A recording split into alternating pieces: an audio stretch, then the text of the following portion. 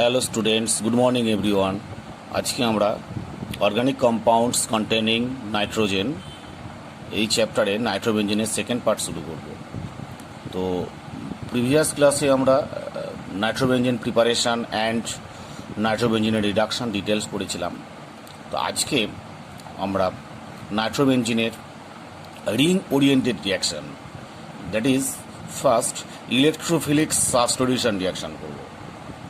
Electrophilic substitution reaction, দেখো nitrobenzene NO2 কি হয়। অ্যাকচুয়ালি নাইট্রোবেঞ্জিনের NO2 strongly -I - R effect থাকার জন্য স্ট্রংলি NO2 গ্রুপটার, এই NO2 গ্রুপের কি এফেক্ট আছে না, strongly -I and -R, -I and -R effect আছে। That is electron withdrawing group, অর্থাৎ বেঞ্জিন রিং থেকে ইলেকট্রন উইথড্র করে নেয়, বেঞ্জিন রিং থেকে ইলেকট্রন উইথড্র করে, অর্থাৎ -I negative inductive, -R or -M negative resonance effect. এই দুটো এফেক্টের জন্য বেঞ্জিন রিংয়ের ইলেকট্রন ডেনসিটি ডিক্রিজ করে, বেঞ্জিন রিংয়ের electron density decreases. So rate of electrophilic substitution reaction, অর্থাৎ ইলেকট্রোফাইল সহজেই প্রবেশ করতে চায় না, তাই এর রেট কমে যায়। Rate of electrophilic substitution, therefore rate of electrophilic substitution rate of electrophilic substitution reaction decreases. Clear হলো? তাহলে নাইট্রোবেঞ্জিনের NO2-র -I - R এফেক্ট থাকার জন্য বেঞ্জিন রিংয়ের ইলেকট্রন ডেনসিটি ডিক্রিজ করে, সো ইলেকট্রোফাইল সহজেই ঢুকতে পারে না, তাই rate of electrophilic substitution reaction decrease করে। বুঝলেন? তাহলে ইলেকট্রোফাইলগুলো ঢোকে কোথায়? এই ইলেকট্রোফাইলগুলো প্রবেশ করে কোথায়? নাইট্রোবেঞ্জিনের মেটা পজিশানে, মেটা মানে M, মেটা পজিশানে প্রবেশ করে, বুঝছে? অর্থাৎ NO2 meta orienting group. Why NO2 is call meta orienting group? যদি রেজোনেন্স স্টাডি করো তাহলে ক্লিয়ার হয়ে যাবে যে কেন নাইট্রোবেঞ্জিন মেটা ওরিয়েন্টিং গ্রুপ। দেখো রেজোনেন্সটা আমি একটু বলছি।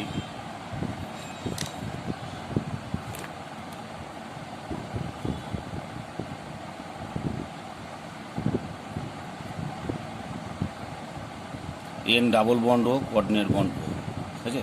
ফার্স্ট পয়েন্ট, এই যে বেঞ্জিন বলো, এর অল্টারনেট ডাবল বন্ড আছে। সেই অল্টারনেট ডাবল বন্ড, একটা বন্ড এইখানে ডাবল বন্ড করবে, ডাবল বন্ডটা শিফট হবে, আর অক্সিজেনের এটা শিফট হবে। ক্লিয়ার হলো? ডাবল এড অ্যারো হবে রেজোনেন্স, মানে প্রোডাক্ট কী হবে দেখো, এইটা ডাবল বন্ডটা ব্রেক হয়ে গেল, এইখানটা ডাবল বন্ড হলো N, কোঅর্ডিনেট বন্ড O হলো, এই সিঙ্গেল বন্ড হলো O মাইনাস, আর একটা কোঅর্ডিনেট বন্ড আছে, অর্থাৎ N এর মাথায় পজিটিভ হলো, ঠিক আছে? আর এইখানটা পজিটিভ হলো। ক্লিয়ার হলো? তারপরের স্টেপটা দেখো, ভেরি সিম্পল। তাহলে অর্থ পজিশনটার ইলেকট্রন ডেনসিটি ডিক্রিজ করলো। তারপরের স্টেপ দেখো, এইটা এইখানে এলো, অর্থাৎ এই ডাবল বন্ডের shifting towards this group due to presence of positive charge at ortho position. So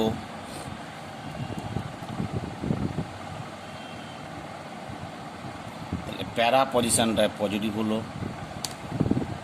আর এইখানটায় তোমার ডাবল বন্ড হলো, এইখানটায় ডাবল বন্ড হলো, হয়েছে?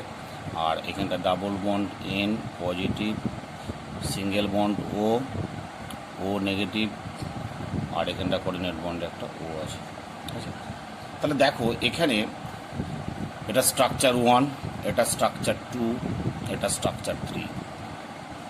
Structure 2 A at ortho position positive charge is present, and structure 3 para position positive charge is positive or para position positive charge present আছে। তাহলে এর পরের স্টেপটা কি হবে? এর পরের স্টেপটায় দেখো এইখানে এই ডাবল বন্ডটা শিফট করবে এখানে, কারণ এখানে পজিটিভ আছে। তাহলে এবার দেখো কেসটা কি হয়, এই পজিটিভ চার্জটা এখানে চলে আসবে,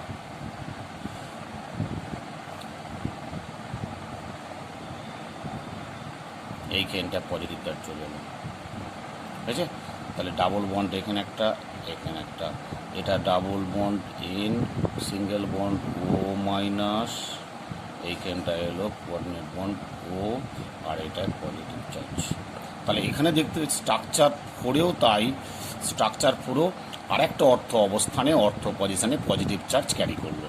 তাহলে আমরা দেখতে পাচ্ছি structure 2, structure 4, structure 3 and structure 2-এ দুটো অর্থ পজিশন এবং একটা প্যারা পজিশনে ইলেকট্রন ডেনসিটি সবচেয়ে কম। তাহলে ইলেকট্রোফাইলগুলো ই প্লাস, দ্যাট ইজ আমরা যদি বলতে চাই ই প্লাস, দ্যাট ইজ ইলেকট্রোফাইল, সেই ইলেকট্রোফাইলগুলো কখনোই অর্থ এবং প্যারা পজিশনে প্রবেশ করবে না।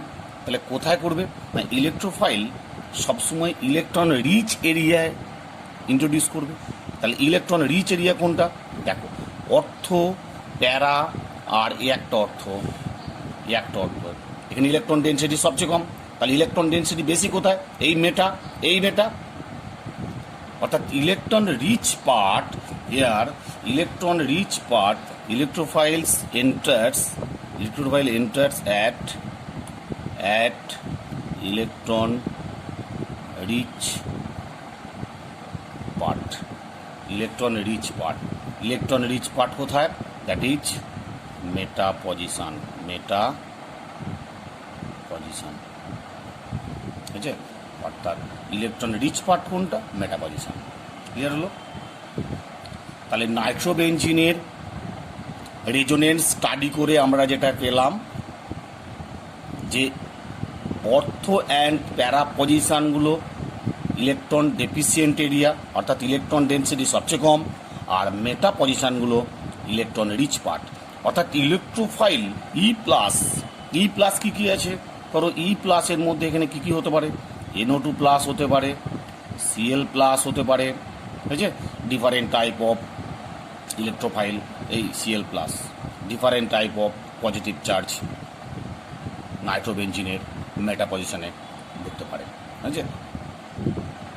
রেজোনেন্স হলো আর কি না, strongly minus I and minus R effect থাকার জন্য ইলেকট্রন ডেনসিটি সবচেয়ে কম, সেই কারণে এর rate of electrophilic substitution reaction খুব কম হয়। তাহলে কি নিউক্লিওফিলিক সাবস্টিটিউশন রিয়াকশন দেয় না? দেয়, খুব সামান্য দেয়। সেটা কোথায় হয় না, অর্থ অ্যান্ড প্যারা পজিশনে দেয়, ঠিক আছে? সলিড গেজের সঙ্গে রিয়াকশান করে কি হয়, সেটা ওই মেটা অর্থ অবস্থানে ওই প্রবেশ করে, ঠিক আছে? আমরা ফার্স্টে নাইট্রেশন রিয়াকশান করব। নাইট্রেশন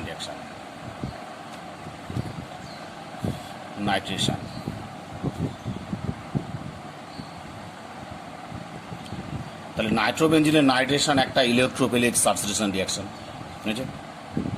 তাহলে রেট কম, তাহলে হাই টেম্পারেচারে রিয়াকশানটা হবে।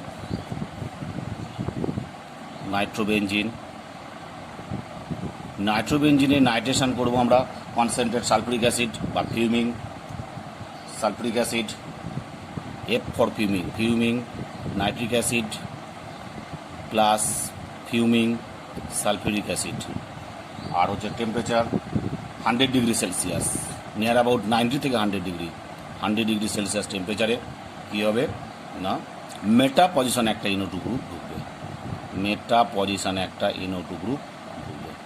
কারণ মেটাটা হচ্ছে electron rich area,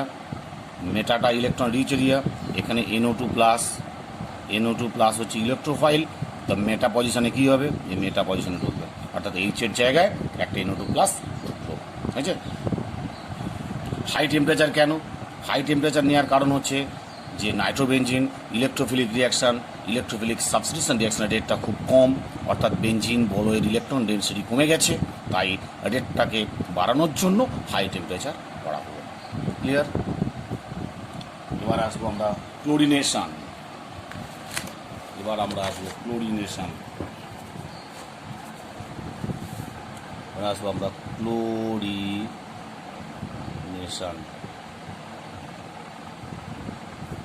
chlorination নাইট্রোবেনজিনের chlorination করব। নাইট্রোবেনজিনের মধ্যে যদি আমরা Cl2 in presence of anhydrous AlCl3 or Cl2 in presence of Fe dust বা আয়রন, Fe dust দিলে কী হবে না, অর্থ একটা প্যারা একটা দুটো প্রোডাক্ট আসবে, এই মেটা নাইট্রো আসবে, অর্থ প্যারা না সরি মেটা, এটা হচ্ছে NO2, এই মেটা পজিশানে একটা Cl ঢুকবে। Here electrophile is the Cl+, Cl+ is the electrophile. না মেটা পজিশানে একটা H এর পরিবর্তে একটা H বেরিয়ে যাবে, সেই H এর জায়গায় Cl+ ঢুকবে। দ্যাট ইজ কেন না মেটা অবস্থানটায় এর ইলেকট্রন ডেনসিটি হাই, যে পোর্শনে ইলেকট্রন ডেনসিটি হাই হবে সেই পোর্শনে পজিটিভ চার্জ তাড়াতাড়ি প্রবেশ করবে। আমরা রেজোনেন্সে শো করে দেখেছি শুধু অনলি অর্থ পজিশানগুলো ইলেকট্রন ডেফিসিয়েন্ট, অর্থাৎ ইলেকট্রন ডেনসিটি সবচেয়ে কম, তাহলে প্যারা মেটা অবস্থানে ইলেকট্রন ডেনসিটি বেশি হবে, তাই ইলেকট্রোফাইলগুলো সবসময় মেটা পজিশনে ঢুকবে। ওকে, অর্থাৎ মেটা ক্লোরো নাইট্রোবেনজিন, এর নাম হচ্ছে মেটা ক্লোরো নাইট্রোবেনজিন, মেটা ক্লোরো নাইট্রোবেনজিন। ক্লিয়ার? মেটা ক্লোরো নাইট্রোবেনজিন মেটা পজিশনে ঢুকবে। ওকে, আর মাথায় রাখবে যে নাইট্রোবেনজিন কখনোই ফ্রিডেল ক্র্যাফট রিয়াকশানে টেক পার্ট করে না। কেন করে না? নাইট্রোবেনজিন আগেই বলেছি যে NO2 strongly -I and -R এফেক্টের জন্য বেনজিন রিংয়ের ইলেকট্রন ডেনসিটি খুব কমে যায়, ডিক্রিজ করে যায়, তাই ফ্রিডেল ক্র্যাফট রিয়াকশানে টেক পার্ট করতে পারে না। ফলে ফ্রিডেল ক্র্যাফট রিয়াকশানে এটা সলভেন্ট হিসাবে ইউজ করা হয় নাইট্রোবেনজিনকে। Nitrobenzene used as a solvent in Friedel Crafts reaction. Okay, তারপরে যে সালফোনেশন,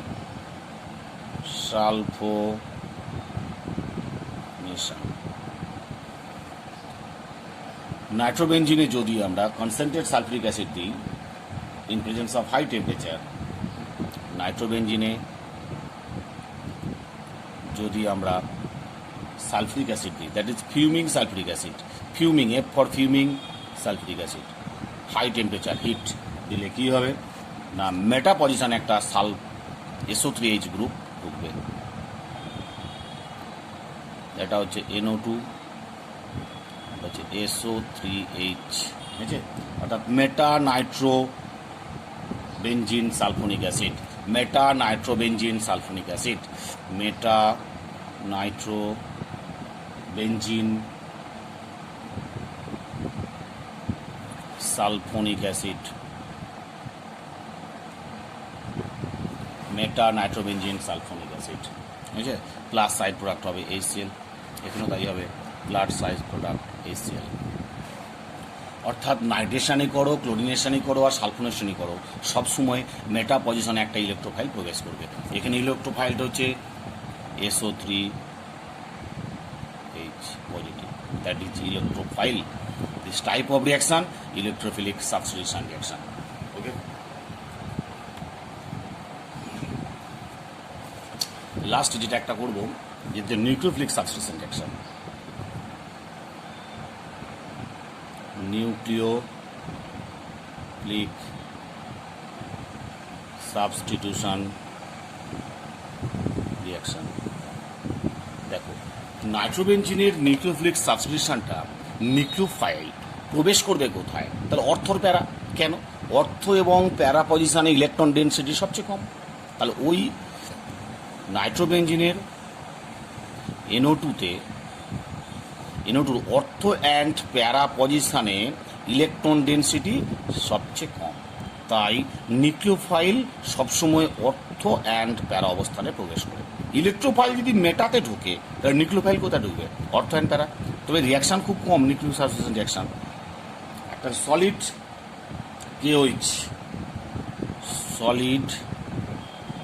KOH দিলে কি হয়? সলিড KOH দিলে এর অর্থ পজিশনে মেজর প্রোডাক্ট NO2 অর্থ নাইট্রোফেনল ফর্মেশন হয়। অর্থ নাইট্রোফেনল ফর্মেশন হয়। এটা হচ্ছে 1 নম্বর। 2 নম্বর হচ্ছে হাইড্রোলাইসিস করতে হয় H3+, কারণ পটাশিয়ামের সল্ট পাওয়া যায়, পটাশিয়ামের পাওয়া যায়, সেই জন্য এটা পরে H3+ করতে হয়। অর্থ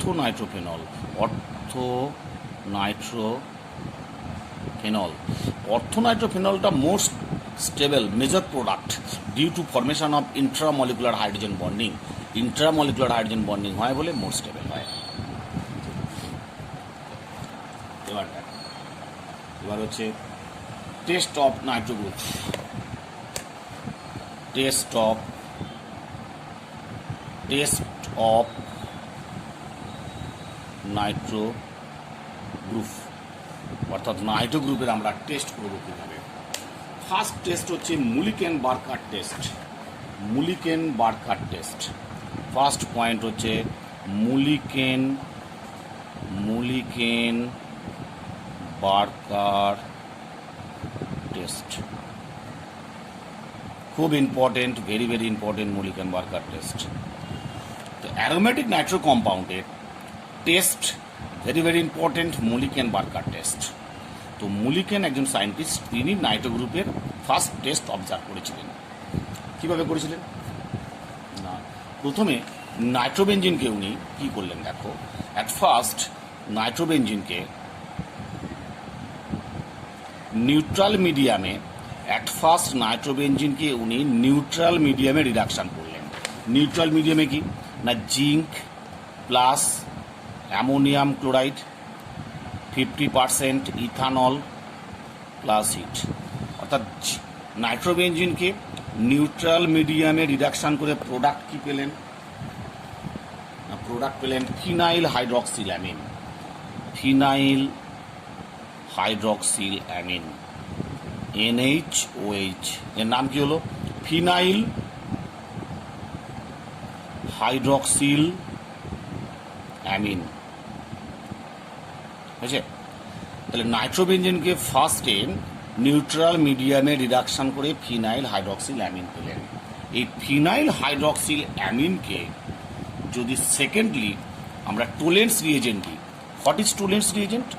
টোলেন্স রিয়েজেন্ট হচ্ছে অ্যামোনিয়াকাল সিলভার নাইট্রেট, অর্থাৎ AgNH3(2) প্লাস OH মাইনাস 2 মোল নিলেন। এর নাম হচ্ছে টোলেন্স রিয়েজেন্ট। AgNH3(2) চার্জে প্লাস OH মাইনাস। ওকে, সেই টোলেন্স রিয়েজেন্ট দিলে কি হবে না, নাইট্রোসোবেনজিন প্রোডাক্ট হবে। মেনলি প্রোডাক্ট হবে নাইট্রোসোবেনজিন NO। এর নাম হচ্ছে নাইট্রোসোবেনজিন। কি নাম হলো?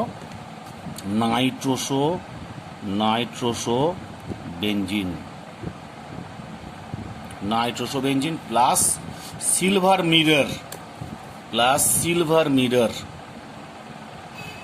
গ্রে কালারের সিলভার মিরর। বুঝছে? সিলভার মিরর প্লাস 2 মোল ওয়াটার প্লাস 4 মোল অ্যামোনিয়া।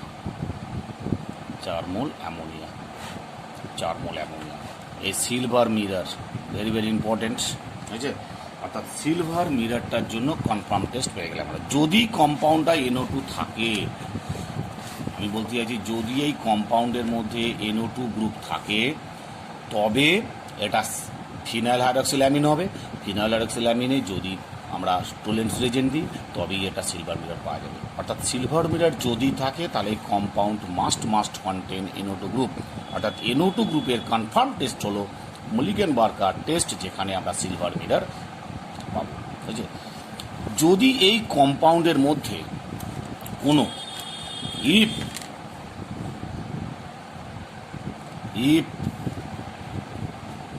যদি কোনো নাইট্রো কম্পাউন্ডের মধ্যে কোনো সিএইচও গ্রুপ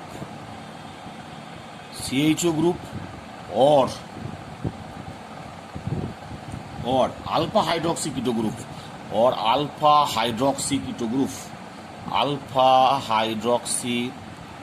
group প্রেজেন্ট থাকে, যদি কোনো aldehyde group or alpha hydroxy keto group present থাকে, তখন আর আমরা মুলিকেনবার্গার টেস্ট করতে পারবো না।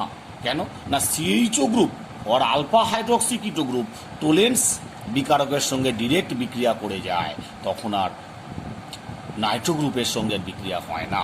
তাহলে কি হলো, if aldehyde group or alpha hydroxy keto group are present in nitrobenzene, তাহলে তখন আর মুলিকেনবার্গার টেস্ট করা হয় না। এটাই হচ্ছে লিমিটেশন। ক্লিয়ার হলো? বোঝা গেল কথাটা? আমি বলতে চাইছি, যদি কোনো নাইট্রো কম্পাউন্ডের সঙ্গে কোনো অ্যালডিহাইড গ্রুপ অথবা alpha hydroxy keto group present থাকে, তখন আর মুলিকেনবার্গার টেস্ট করা যায় না।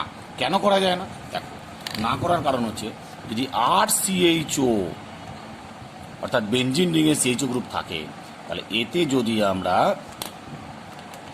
টোলেন্স রিয়েজেন্ট দিই, টিআর দিই, তাহলে কি হবে, R CO minus plus silver mirror হয়, R CO minus plus silver mirror হয়, ঠিক আছে, R CO minus plus silver mirror.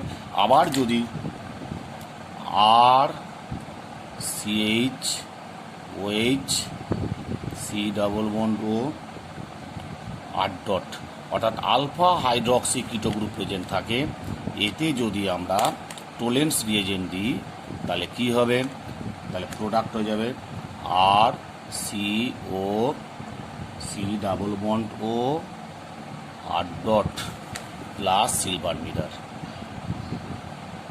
Okay, তাহলে কি হলো না, এই সমস্ত গ্রুপগুলোই টোলেন্স রিয়েজেন্টের সঙ্গে রিয়াক্ট করে সিলভার মিরর প্রোডাক্ট করছে, তাহলে নাইট্রো গ্রুপ তখন আর রিয়াকশনটা করতে পারবে না।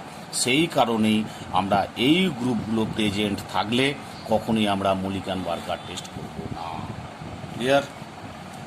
খুবই ইম্পর্টেন্ট রিয়াকশান, ভালো করে দেখে না একটু। প্রতি বছরই প্রায় এইচএসে ডিফারেন্ট ফর্মে হয়, এমসিকিউ ফর্মে, নয় বা 1 নম্বর কোশ্চেন বা 2 নম্বর কোশ্চেনে থাকে, বা নিট লেভেলেও কোশ্চেন এই জায়গাটা থেকে থাকে, এর এক্সেপশনাল কেসগুলো দিয়ে থাকে।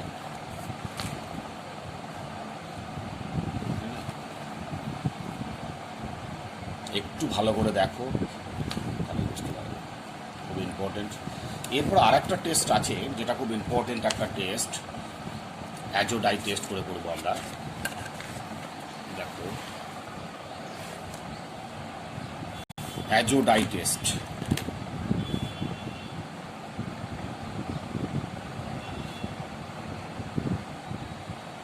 নম্বর পয়েন্ট।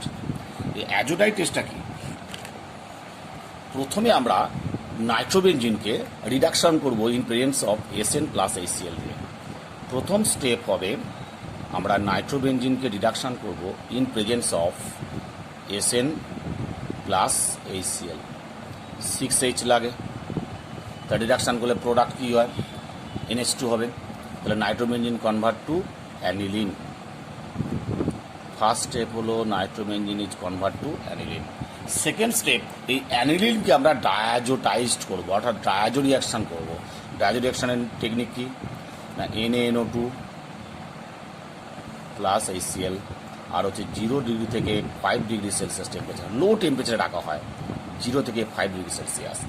প্রোডাক্ট কী হবে না, ফর্মেশন হবে HNO2, তখন হবে প্রোডাক্ট হবে এইটা benzene diazonium chloride, benzene diazonium N triple bond N, এর মাথায় প্লাস আর Cl মাইনাস, এর নাম হলো বেনজিন ডায়াজোনিয়াম ক্লোরাইড। বেনজিনের মাথায় N ট্রিপল বন্ড N, এর মাথায় প্লাস Cl মাইনাস। কম্পাউন্ডের নাম হলো বেনজিন ডায়াজোনিয়াম ক্লোরাইড। ওকে, এই বেনজিন ডায়াজোনিয়াম ক্লোরাইডের মধ্যে যদি আমরা বিটা ন্যাপথল দিই তাহলে অ্যাজোরেট ডাই কম্পাউন্ড পাওয়া যায়। দেখো হোয়াট ইজ ন্যাপথল। বিটা ন্যাপথলের মধ্যে আমরা কি করব, দেখো এটা হচ্ছে ন্যাপথল,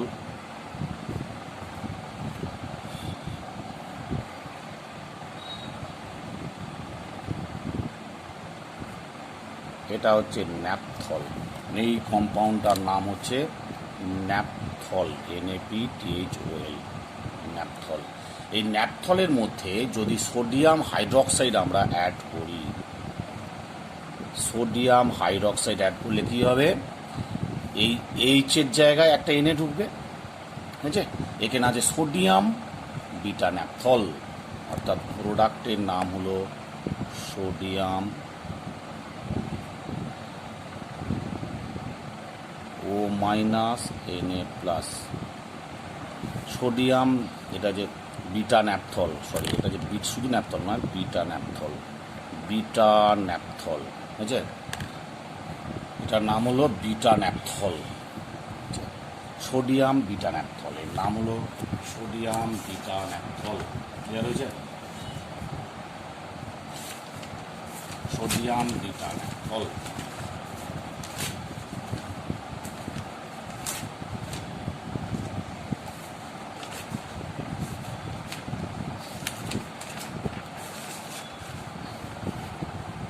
এখন এই কম্পাউন্ডের মধ্যে বেঞ্জিন ডায়াজোনিয়াম ক্লোরাইডের মধ্যে যদি বিটা ন্যাপথলের সল্টটা অ্যাড করি, salt of beta naphthol, that is এটা salt of beta naphthol, salt of beta naphthol, এর মধ্যে যদি বিটা ন্যাপথল অ্যাড করি তাহলে কী হবে, দেখো পরের step,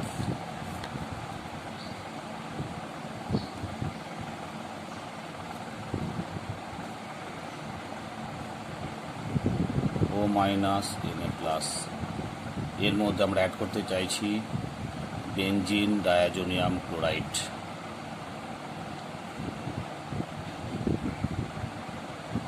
N+Cl-।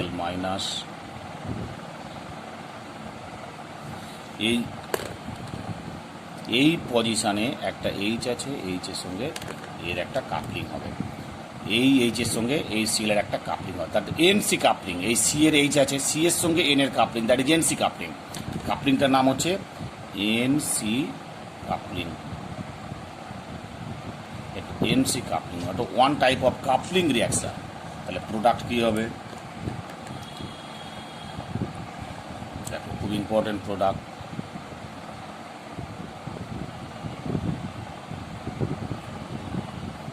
N double bond N, একটা বেঞ্জিন রিং,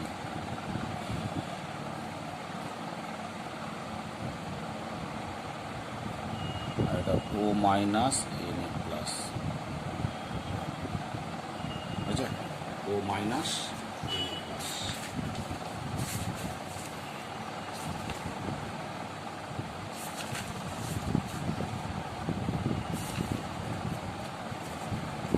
এর নামটা হচ্ছে কম্পাউন্ডের ওয়ান ফিনাইল, এটা one position, one phenyl azo, one phenyl azo two, one phenyl azo two naphthol, one phenyl two azo naphthol, এটা সল্ট, আছে এটা red azo dye compound, red azo dye compound, অর্থাৎ রেড অ্যাজোডাই কম্পাউন্ড, লাল বর্ণের একটা azo dye compound, ঠিক আছে। এটা হচ্ছে one type of carbonic action.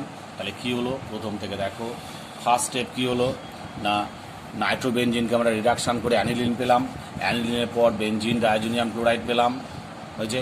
Benzene diazonium ক্লোরাইডের মধ্যে salt of beta naphthol add করলে একটা কাপলিং রিয়াকশান হয়ে one phenyl azo two naphthol, salt formation, সেই হয়েছে তোমার অ্যাজোডাই টেস্ট অফ নাইট্রোবেঞ্জিন। এই দুটো টেস্টের মধ্যে প্রায় কোশ্চেন সেট হয়, মাথা রাখবে। এটা হচ্ছে কাপলিং রিয়াকশান, খুব ইম্পর্টেন্ট টাইপ অফ রিয়াকশান।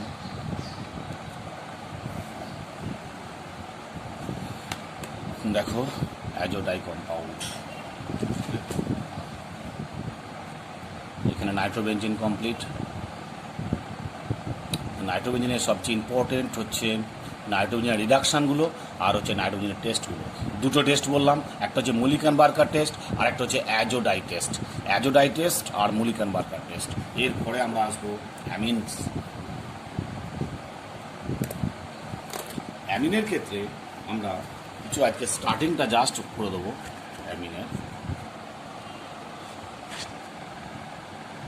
অ্যামিনের স্টার্টিংয়ে দেখো আমরা 3 টাইপস অফ অ্যামিন পাবো। অ্যামিন মানে NH2 গ্রুপ, অ্যামিন মানে হচ্ছে NH2 গ্রুপ। সেই NH2 গ্রুপের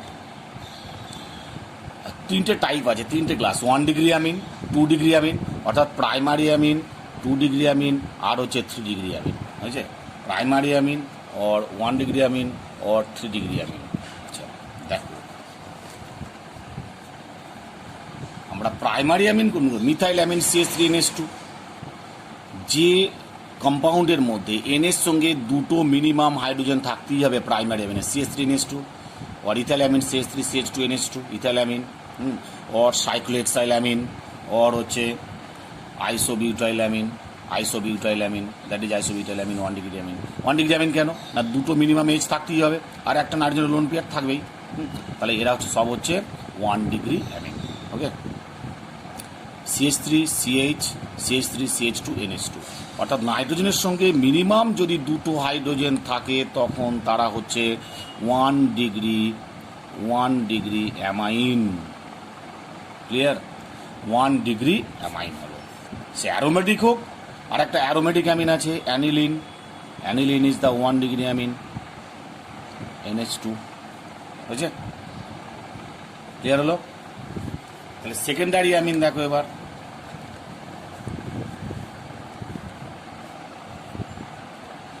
সেকেন্ডারি অ্যামিন মানে মিনিমাম একটা H থাকতে হবে, CH3CH2NH আবার CH3। বুঝছে? তাহলে এটার নাম হচ্ছে ইথাইল মিথাইল অ্যামিন। ইথাইল এদিকটা মিথাইল CH3, আর এদিকে CH3CH2 ইথাইল মিথাইল অ্যামিন। বুঝছে? আবার এইটা দেখো ডাই ইথাইল অ্যামিন, দুদিকে দুটো ইথাইল গ্রুপ একটা H, অর্থাৎ এটা হচ্ছে 2 degree amine. 2 degree amine. Second হচ্ছে, থার্ড হচ্ছে টার্সিয়ারি অ্যামিন। টার্সিয়ারি অ্যামিন কোনগুলো? না কোনো H থাকা যাবে না, কোনো H থাকা যাবে না। অর্থাৎ এই নাইট্রোজেনের সঙ্গে দেখো এদিকে CH2CH3 একটা, এদিকে CH2CH3 একটা, এদিকে CH2CH3 একটা। বুঝছে? এটা ডাবল বন্ড না, সিঙ্গেল বন্ড কিন্তু। তাহলে যে নাইট্রোজেনের মধ্যে কোনো হাইড্রোজেন থাকবে না that is tertiary amine or 3 degree amine. বুঝছে? এটাও ঠিক তাই। ইথাইল মিথাইল প্রোপাইল অ্যামিন অর্থাৎ এদিকে একটা প্রোপাইল গ্রুপ, এদিকে একটা ইথাইল গ্রুপ, এদিকে একটা মিথাইল গ্রুপ, অর্থাৎ প্রোপাইল ইথাইল আর মিথাইল। বুঝছে? তাহলে এর আইপিসি নাম কী হবে? N ethyl N methyl 1 propyl amine. প্রত্যেকটা আইপিসি নাম ব্যাকেটে লেখা আছে, দেখবে। তাহলে আমরা এখন পর্যন্ত অ্যামিনের 3টে ক্লাস পেলাম। কী কী class? 1 degree amine, 2 degree amine আর 3 ডিগ্রি অ্যামাইন। ক্লিয়ার? 3 ধরনের আমরা অ্যামাইন পেলাম। দেখো আমরা যে ডিফারেন্ট টাইপ অফ ড্রাগস আমরা নাম শুনেছি, মরফিন, কোডেইন, সব হচ্ছে তোমার অ্যামিন। যেমন ধর এখানে একটা আমি স্ট্রাকচার দেখাচ্ছি, শো করছি। মরফিনের স্ট্রাকচার। কোডেইন যদি R সমান H হয় তাহলে এখানে দেখো R দেওয়া আছে একটা, এই R এর জায়গায় যদি H হয় সেটা হচ্ছে মরফিন, আর R এর জায়গায় যদি H হয় সেটা হবে কোডেইন। এটা হচ্ছে একটা ড্রাগস। বুঝছো? এবার দেখো তারপরের স্টেপ হচ্ছে অ্যামিনের ক্লাসিফিকেশানে।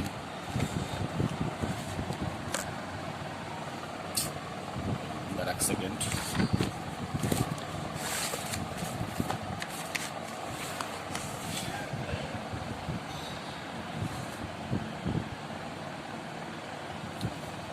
অ্যামিনের আমরা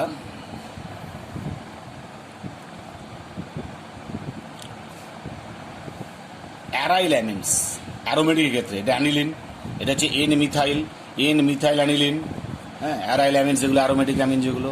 তারপর হচ্ছে প্যারাটলোইডিন, অর্থাৎ অ্যানিলিনের NH2 প্যারা পজিশন একটা CH3 আছে, এর নাম হচ্ছে আইউপিএসের নাম 4-মিথাইল বেঞ্জিন অ্যামাইন, অর্থাৎ প্যারাটলোইডিন।